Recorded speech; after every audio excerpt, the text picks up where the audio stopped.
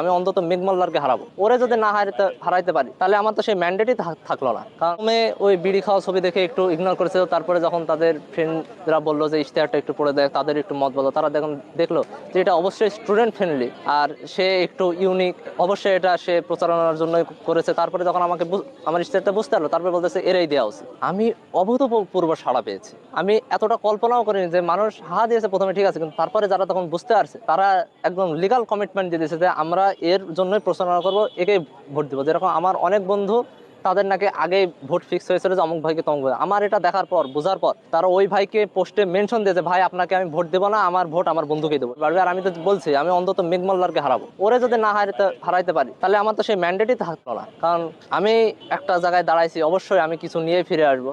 ও হলো সবচেয়ে এই আদর্শের যারা রাজনীতি করে, এই আদর্শের মধ্যে সবচেয়ে লোয়েস্ট ক্যান্ডিডেট। ওরে যদি না হারাইতে পারে তাহলে আমার ম্যান্ডেট কই গেল।